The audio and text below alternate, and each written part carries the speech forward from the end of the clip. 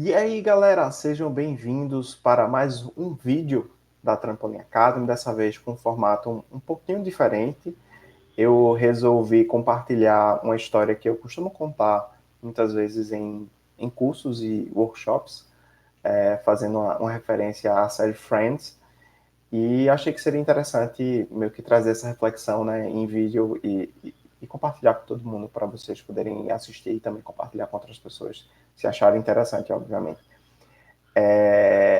E aí, esse episódio, né, eu gosto de fazer uma reflexão da forma de pensar de Phoebe e de Mônica, né, que são dois personagens da série, e eu vou fazer, ao longo desse vídeo, um paralelo com o processo criativo, né, e com etapas desse processo criativo, né. Esse episódio em especial, que eu estou fazendo essa análise, é o episódio 20 da terceira temporada de Friends, né, quem quiser depois aí, né, assistir ele por completo para ver e curtir, né, e se divertir também, acho que é uma boa dica.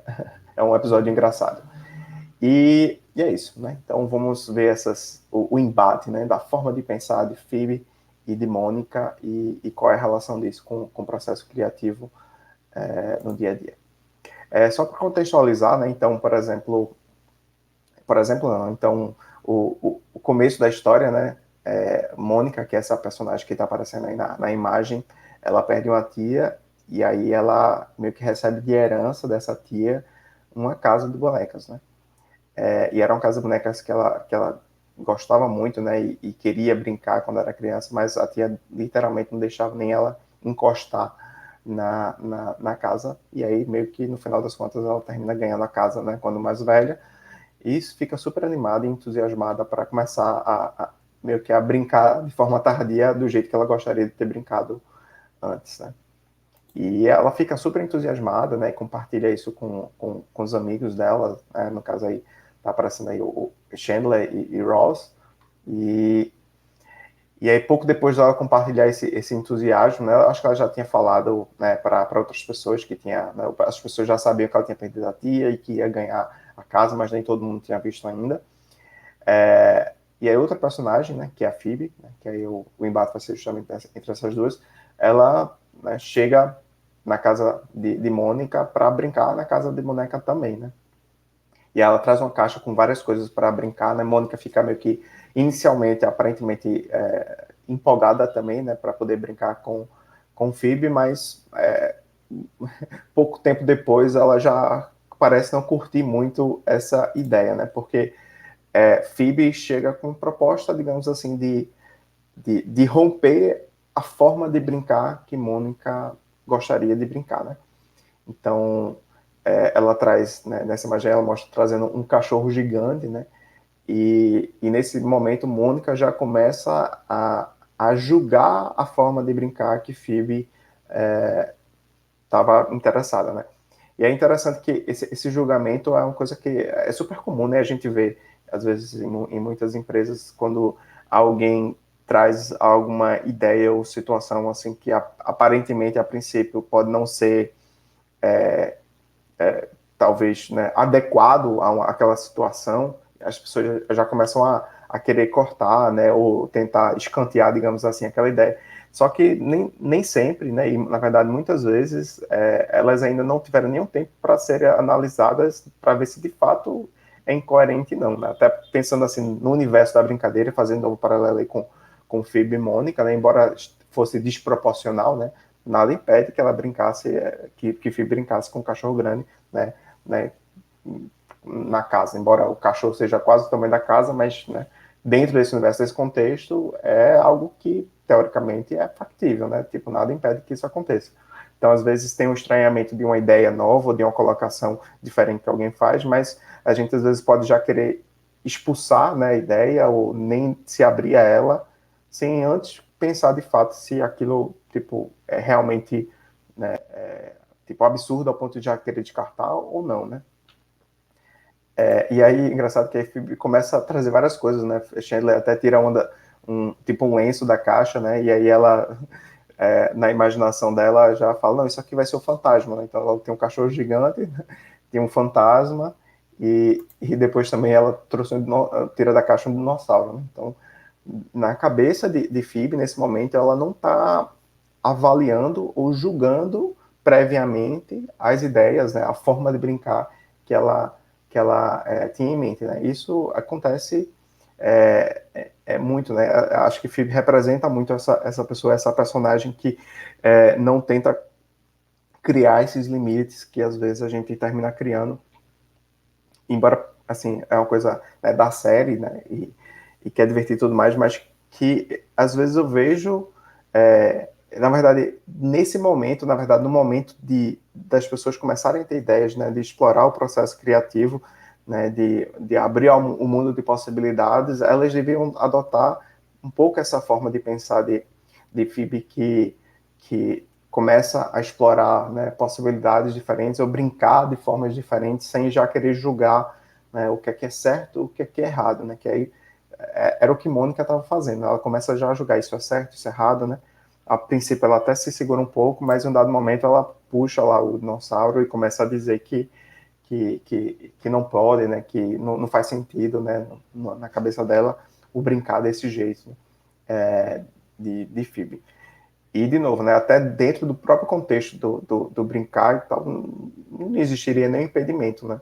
E fazendo o paralelo com o mundo real dentro das empresas, muitas vezes as ideias que são cortadas não tem nenhuma lógica assim por trás. Às vezes, a negação ou a não abertura, simplesmente pela não abertura ao novo, né? E às vezes algumas ideias que aparentemente são absurdas, elas podem depois ganhar um corpo mais real e não necessariamente como ela foi pensada inicialmente, mas que a partir de um gatilho de uma ideia absurda você pode chegar a uma ideia que seja massa. Eu gosto de usar um exemplo, né, sei lá, imagina que você está pensando tem um grande comércio ou varejo, algo do tipo, e alguém tem uma ideia, não, e se a gente tivesse, sei lá, um foguete espacial, né, para lançar os clientes, né, e ir de uma unidade a outra, né, tipo, não, absurdo tal, mas aí, de repente, uma ideia que surgiu, assim, completamente absurda, né, obviamente que eles não tinham, sei lá, tecnologia para criar um foguete espacial e tudo mais, de repente eles podem ter tentado sacar, pois se a gente fizesse um foguete de brincadeira para as pessoas poderem ver mais ou menos como seria a parte de dentro de um foguete, né, dos comandos, das máquinas, e isso pode ser lançado de repente uma campanha de marketing, né, e pode estar atrelado a alguma data importante, enfim, de repente algo que aparentemente veio de uma forma super absurda, ela pode ser um ponto de inspiração para alguma coisa que é mais factível, né? Então, assim, até o absurdo, em algum momento do processo criativo, ele precisa ser bem recebido, porque, embora não necessariamente aquela ideia absurda vá ser aplicada, implementada, ela pode ser um gatilho para uma ideia que é mais factível, só que esse um pouco absurdo que ela era, né, que tinha enquanto característica daquela ideia, depois pode terminar sendo a característica que diferencia ela de outras ideias normais, né, e que pode ser mais atrativa, né, que pode gerar mais impacto para o negócio e coisas do tipo, né. Mas enfim, aí voltando um pouco para o episódio, então meio que Mônica, né, começa a querer cortar um pouco essa forma de brincar e Phoebe termina ficando, né, tipo, chateada e pega tudo e vai zarpar, né, tipo, bom, se aqui não estou sendo bem recebida para, né, poder pensar e agir da forma que eu acho que eu iria me sentir bem feliz, né, eu vou, né, fazer outra coisa. E aí, pouco tempo depois do episódio, Phoebe decide meio que fazer a própria casa dela, né, de bonecas, né? E aí ela, né, ao contrário um pouco de Mônica, que queria tudo organizado, sob controle, né, uma análise bem, digamos, impecável do que é certo, errado, do que pode, do que não pode, Phoebe, ela simplesmente abraçou tudo que ela pensava e tudo que ela queria e colocou nessa casa de bonecas, né? Então, na casa de boneca dela tinha um escorrego, tinha móveis e coisas comestíveis que as pessoas podem brincar, sei lá, se tiver fome, a pessoa simplesmente comia, tinha uma sala de aroma,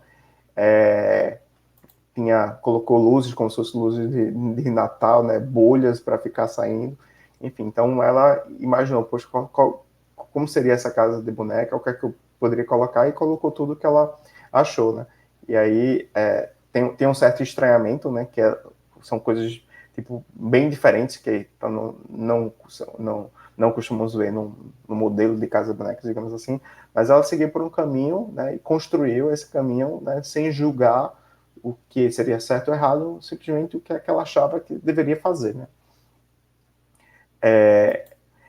E aí vem o plot twist, né, a mudança na história, que em algum momento da história, sem querer, né, tem um caso de uma sala de aroma na ideia, na casa de Phoebe, e termina, né, pegando fogo, enfim, incendiando um pouco a, a casa de boneca dela. Né. A Phoebe, obviamente, fica devastada depois, né, eles vão contar lá a notícia como se tivesse, né, perdido alguém, e a casa termina, né, ficando aí, entrando em chamas, né, e já não tinha mais a casa de bonecas da Phoebe, né. Aí, pode parecer que eu estou falando de um jeito que é para a gente pensar só no talvez no modelo mais conservador de casa de boneca, mas que também não é também não é o caso, né? E aí, uma pergunta que eu faço é, qual seria a melhor forma de pensar, né, para a criatividade, né? O jeito Mônica de pensar, né? Sobre buscando controle, né, analisando muito rapidamente o que é certo e o que é errado, ou abraçar qualquer ideia, né, sem nenhum limite, assim como, né, como Phoebe fez, né? E aí a resposta é que, na verdade, as duas formas de pensar, elas são importantes, né? Na verdade, para o processo criativo funcionar e a gente conseguir visualizar a implementação de ideias, né, que entregam valor para o negócio, né, que vão impactar, mas que ao mesmo tempo são diferentes, a gente precisa usar as duas formas de pensamento. Né? Se a gente pensar só como a Phoebe, vai dar errado. Se a gente pensar só como a Mônica, no mínimo a gente fica no estado de mesmice, né? Então, assim, a gente precisa buscar um pouco dos dois, né? Um meio termo entre a forma de pensar de Mônica e a forma de pensar de Phoebe, né? E daí, de que forma essas formas de pensar, né, elas entram nesse processo, no processo criativo, né? Quando a gente fala, né, de ideação e de criatividade, a gente tem essencialmente dois momentos, né? O primeiro momento, que é o momento de divergência, né? Então tem o pensamento divergente, e tem um segundo momento dentro do processo criativo, que a gente vai usar o pensamento convergente, tá? Então, as duas formas de pensar são importantes, e as duas formas de pensar são necessárias, né, para de repente não seguir um caminho de escolher uma ideia que pode ser super criativa, mas que pode não entregar valor, que pode dar errado, pode dar um problema, né, pode criar um pepino maior mais na frente. Ao mesmo tempo, né, seguir um outro caminho, né, que não vai, né, diferenciar o negócio, que, né, pode começar a dar certo agora, mas que no médio e longo prazo vai deixar o negócio para trás. Então, a gente precisa aliar essas duas formas de pensar para tentar chegar num lugar, num ponto que é mais interessante, né? Então, Phoebe, ela meio que representa esse pensamento divergente. Ela não quer já decidir ou definir ou escolher, não, ela vai tentando colocar todas as ideias para fora, né, tentando, né, compartilhar e construir, ou pelo menos para representar o que ela estava imaginando, tudo aquilo que ela gostaria, né? Então, assim, ela não tenta se amarrar a uma resposta, né? Ela busca um mundo de possibilidades, infinitas possibilidades do que é que pode ser feito, o que é que não pode ser feito, o que ela acha que é interessante, o que não acha que é interessante. E aí, quando a gente fala do processo criativo dentro das organizações, antes de já decidir o que se fazer, é preciso ter esse momento que as pessoas realmente possam pensar livremente e ter milhares, centenas de ideias, mesmo algumas absurdas. Não tem problema nenhum em ter ideias absurdas nesse processo. Na verdade, é uma consequência natural que ideias absurdas também apareçam, tá? Então, se você vai ter, sei lá, né, 50 ideias, se você tem 10 dessas 50 ideias absurdas, não tem problema, tá dentro da conta, né?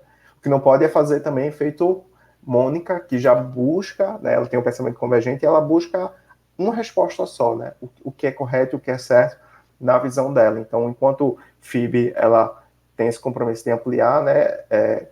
Mônica tem esse compromisso de controlar, né? O que é certo, o que é errado. Né? Só que aí depois, se a gente imaginar, né, dois momentos, o momento do pensamento divergente, depois o momento do pensamento convergente, no primeiro momento do pensamento divergente, a gente consegue sair com muitas possibilidades, Mas depois, né, que a gente tem muitas possibilidades, a gente não vai conseguir fazer tudo. A gente precisa analisar, né, com um pensamento convergente para ver o que é certo, o que é errado, o que é mais promissor, o que é que pode gerar mais impacto. A gente começa a usar o pensamento analítico nesse segundo momento, né, para filtrar, né, de repente, das 50 ideias diferentes, tipo aquela que é mais promissora, que é mais diferente, que pode agregar mais valor ao negócio, mas ela só foi possível, essa escolha, né, essa convergência só pôde acontecer porque existia uma divergência antes, né? Se não existe a divergência antes, não existe a convergência depois. As duas coisas são importantes e necessárias para você conseguir chegar numa ideia mais promissora, que é viável tecnicamente, que é desejável para as pessoas, e ao mesmo tempo que pode agregar valor para um negócio, né, ou para a solução que você está desenvolvendo. Tá? Então, no final das contas, a gente precisa das duas formas de pensar. A gente precisa pensar no pensamento divergente, a gente precisa levar em consideração também o pensamento convergente. Né? Cada um tem o seu momento, né? A gente não vai começar pelo pensamento convergente. Primeiro é o pensamento divergente e depois é o pensamento convergente. Então, cada um tem seu momento e tem a sua importância e a gente tem que abraçar e fazer esse mix das duas coisas. Né? Então, no final, esse processo de divergir, né, de FIB Mindset, digamos assim, é de criar opções, de criar escolhas, de criar um mundo de possibilidades e depois, né, o Mônica Mindset, você começa a convergir e fazer escolhas e ver daquelas ideias quais são as mais promissoras, né, ou mais criativas que você acha que pode ser mais viável, mas que também pode agregar mais valor no negócio e que tira você, de repente, né, do lugar comum. Então, as duas formas de pensar são importantes e precisam ser usadas, digamos assim, no processo criativo. Não existe um bom processo criativo se a gente só faz divergência e não existe um bom processo criativo se a gente só tenta convergir. Né? Na verdade, se você só tenta fazer um ou outro, você não tem efetivamente um processo criativo. E se você tenta fazer as duas coisas ao mesmo tempo, acontece aquele famoso branco. E quando a gente dá aquele branco, né, na hora de estar tendo ideias, é que você está tentando ampliar ao mesmo tempo que está fazendo essas escolhas. E esse processo, né, de divergir, convergir, né, de ampliar depois fechar, é a essência do duplo diamante, né? Então, a gente olhar o processo de uma forma macro, existem grandes etapas que vão fazer você ampliar essa descoberta, esse entendimento sobre as coisas que precisam ser. Eu estou falando de ideias, mas o próprio processo de divergir e convergir, ele aparece também no entendimento do problema. Porque quando você está investigando o problema, você também está ampliando esse entendimento que aparece em forma de vários insights ou vários mapeamentos de problemas diferentes. Depois você vai convergir e escolher aquele problema que você acha que é mais importante. Então, fazendo esse paralelo, não apenas para desenvolver ideias e entregar depois aquela solução mais promissora, a gente também usa um pouco dessa forma de pensar divergentemente e convergentemente, né, também no entendimento de problemas e não apenas na parte do processo criativo em si, né? E é isso, né? Mônica tem essa pegada do pensamento, né, convergente, FIB tem mais essa pegada do pensamento divergente. No final das contas, a gente precisa ter um mix das duas no processo criativo da gente, né? Para conseguir chegar no meio termo que a gente encontra soluções que podem ser mais interessantes e que não vai limitar ninguém, que na verdade a gente vai conseguir extrair o melhor e o máximo de todo mundo, ao mesmo tempo que a gente no final vai convergir, escolher algo que de fato pode agregar valor à solução que você está trabalhando, que pode agregar valor ao negócio que você está trabalhando. É isso, espero que vocês tenham curtido essa reflexão, né? Eu sou fã de Friends, né? Quem me conhece sabe disso. Na verdade, várias séries dessa de comédia. Quem não assistiu esse episódio, recomendo assistir. Espero que vocês tenham curtido essa reflexão. E agora eu tenho certeza que vocês forem ver, vocês vão ficar pensando: poxa, FIB é muito pensamento divergente, Mônica é muito pensamento convergente. Né? Precisamos das duas no processo criativo. É isso, galera.